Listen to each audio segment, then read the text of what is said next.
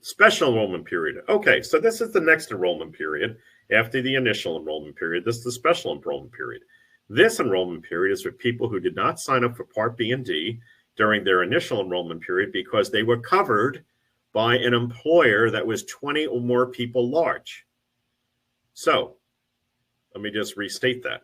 Because they were covered as a worker or spouse of a current worker.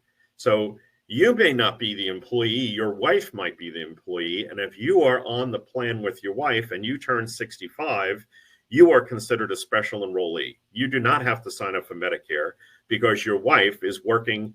I used J&J before. Let's stick with them. Your wife is working at J&J and you're under her plan. You're good. You do not have to sign up for Medicare. Okay. So special enrollment period. So once you decide to retire, okay, and let's just go through an example. Let's just say you turn 68. Your wife and you decide she's retiring from J&J. Okay, that's a life-triggering event. You now have to sign up for Medicare. What's your time frame to do that? Well, to sign up for Part B, anytime before group coverage ends. So if you know, or your wife knows, she's retiring October 31st, Halloween. She's retiring October 31st. You need to sign up for Medicare before that group coverage ends, and you'd make the policy effective 11/1. So you have no gap in coverage. So that's what I mean by any time before group coverage ends. Now, if you kind of fell asleep at the switch and you don't do it before coverage ends, you have 8 months from the period after which group coverage ends to sign up, or you're considered late. So don't do that second bullet, please. If you know you're retiring, get that out of the way. Sign up, make sure you don't have a gap in coverage, and there you go. Special enrollment period for Part D, again, anytime before group coverage ends, but that second bullet is a little different than Part B. In Part D, the prescription drugs, you only have 63 days. Why is it different? I can't answer that. I don't know why. I wish they would just standardize and make them both 8 months or make them both 63 days or whatever they're going to do. But right now, it's a difference between the two. So what I tell my clients is that if you know you're going to retire and you're 68 and kind of you just want to hang the shoes up, you're all done, and you know your last day of work is October 31st, and you know that back in June, and you know that you're retired, go sign up for Medicare and make it effective on 11/1. Now, that said, there's an extra document that you have to provide Medicare to show that you really did have credible coverage.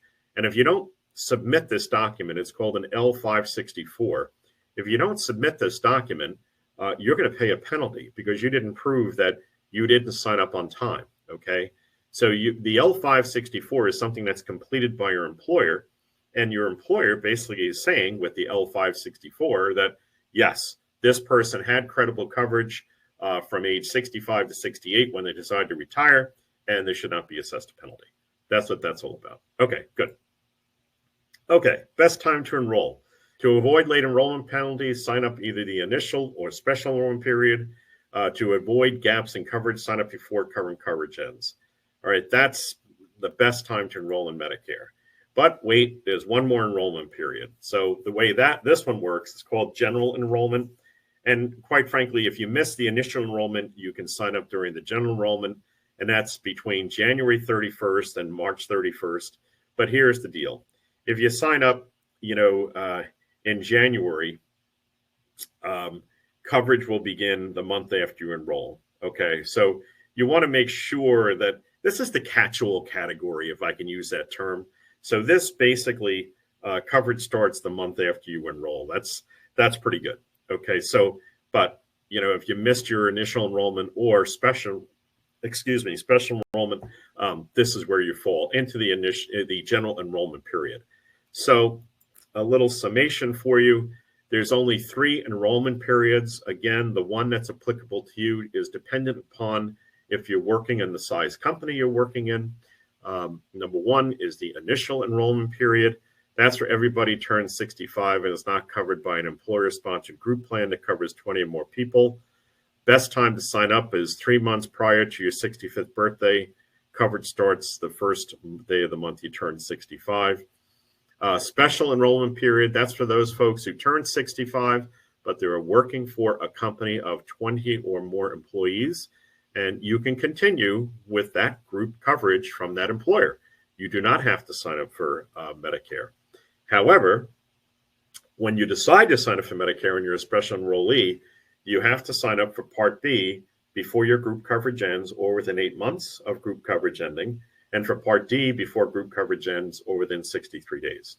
And then the general enrollment period, as I said, that's for everyone over 65 who missed the initial enrollment period, and that runs for a period of time between January 1st and March 31st, and then coverage starts the month after you enroll. All right, so those are the 3 enrollment periods, and which one applies to you, I hope that's apparent now. Which one applies to you, it depends on your working status and the size company that you're in. All right, how to sign up? Well, here it is. That's actually the radio button. You go on to www.ssa.gov. You click on Apply for Medicare Benefits, and you can run through it in about 12 minutes. It does not take long. You can also call Social Security. There's the number for you all. You can call them. It is not difficult at all to sign up for Medicare benefits. Okay. All right. How to sign up for Medicare Part D. So you have to decide whether you want original Medicare, and again, that's that decision tree that's out of that book, Medicare and You. So you have original Medicare here, you have Medicare Advantage here. Depending which one you pick will depend on, how you get your Part D coverage. I mentioned earlier that apply for Part D through the private insurer or through Medicare at www.medicare.gov. That's here, okay? All right, there you go. So that's Part D. All right, Medicare and private insurance. So premiums are nearly half the Medicare beneficiaries' out-of-pocket spending. So you should be aware that there are premiums you pay for Medicare. There is a premium for Part B, a premium for Part D. It just gives you kind of an idea. The average out-of-pocket in 16, it's the latest numbers I have. I know we're in 24, I'm sorry.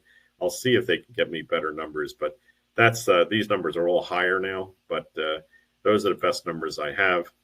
Out-of-pocket costs by Medicare beneficiaries, so premiums. So, so what are they? What are my out-of-pocket costs? Well, you have Part B premiums paid to Medicare. You have private insurance premiums paid for Part D, and plus your Medigap policy. You have private premiums paid for Medicare Advantage plans. You have deductibles. You have the portion of the doctor bill not paid by Medicare. You have services not covered by Medicare. To give you an idea on the monthly premiums, Part A, there were zero for self and spouse paid as long as you paid into the Social Security system for at least 40 quarters. So this is where the Medicare and Social Security system kind of come together. So in Social Security, if you contribute into the Social Security system for 10 years, then your Part A for Medicare will be free. If you don't have 40 quarters of service through the Social Security system, then you would pay for your Part A. And how that works is that you would pay $278 per month if you only had 30 to 39 quarters, and over $500 if you had less than 30 quarters. So you would still be entitled to Part A if you did not have 40 quarters. However, you would pay for it. Okay, you would pay for it. Please know that. And then for Part B, this is paid to Medicare. You see Part A is paid to Medicare if indeed you owed a premium. Part B, it's $174.70. So that's what the premium is in 24. And this is really important, and a lot of people don't realize this, but you could also be paying what's called an income-related adjustment amount. I call it the IRMA, the income-related monthly adjustment amount. And it's basically a surcharge that you would pay on top of the $174.70, depending on what your family's income is in retirement. In addition to that, Part D, this is paid to that private carrier, because remember, Part D is offered by a private insurance company. So you would pay that premium to the private carrier. However, Part D also has an IRMA that could be attached and cause your healthcare costs to be higher. So this is where some real planning comes into play, and I'll talk more about that. This is where, This is how they determine the IRMA. So here's the monthly premiums of Part B and D, including income-related monthly adjustments. So let's pick on this first line just so you kind of understand it. If your modified adjusted gross income, that's your MAGI of a single filer, if you make less than 103,000, well, then you just pay the 174.70 and you call it a day.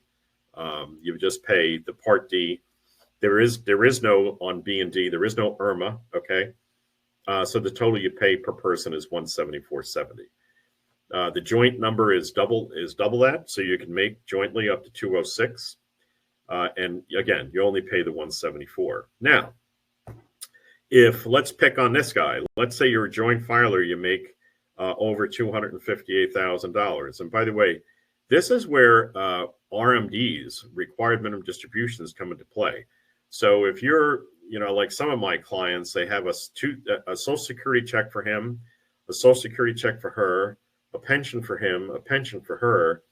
If I see this situation where there's 4 checks coming in the door before the required minimum distributions begin, I will probably make an assumption on you that you're going to be in the IRMA category probably throughout retirement. The question is just how high level are you going to be in? Because you see, if you're up over $500,000, I mean, look at what their monthly costs are. It's a pretty big number. The reason I bring this up is because I have many clients doing Roth conversions. Please be aware of this, that Roth conversions count as income towards this MAGI. And you could very well have an unintended consequence where you're doing the Roth conversion, you're paying the taxes, but that income, that additional income, drove you over an IRMA level. So just be aware of that. That's what I tell my clients. Okay, deductibles, amount you pay. So for Part A, it's $1,632 per spell of illness. These are all 2024 numbers, okay? Each year these change. They're inflation adjusted and normally go up. Nothing ever goes down. Part B, $240. I have a note here. It's waived for some preventive services such as flu shots, etc. And then Part D has a deductible of $545. So those are the deductibles. So just, adding these deductibles up, $2,100, $2,200, you're looking at, just under $2,500 worth of deductibles per year per person. So just be aware of that. It does add up. It does add up. Coinsurance, okay. So for Part A, hospital. The coverage in the hospital is nothing for days 0 to 60. But days 61 to 80, you pay a coinsurance amount of $408 for that. And then you can read as well as I can of what the additions are. So hospitalization, Part A, is free up to 60 days in the hospital. And past that, you do pay a coinsurance amount. And then Part B, you pay assigned claim. This is the 20% that Part B doesn't cover. You pay this unless you have a supplemental plan. Incidentally, the supplemental plans out there could cover this 20%, and it could also cover days 61 plus in a hospital. That could cover as well with a supplemental plan. Unassigned claims, 20% of approved rate, balance of actual charge. So, if you do have a doctor's bill that's higher than what Medicare can pay, you can go to a doctor that charges more, but you would be obligated to pay that addition. Okay. All right, Part D coinsurance. Again, there's the $545 deductible. And then 25% of drug costs after deductibles have been paid is what you pay until you get to an out-of-pocket amount of $8,000. But just be aware that drug plans, they vary widely. And I had mentioned before about always going in and making sure each year you check to make sure in the open enrollment period, okay? That's after you're on Medicare. There's an open enrollment period because carriers very well know that your health care could change. So you have the ability in that open enrollment period that runs about October 15th to December 7th. You can change your drug coverage because your drugs may have changed, okay? But make sure that you shop it because they do change. They do change. And it's so important to find the plan that works best for you and your wife or you and your husband. So, okay.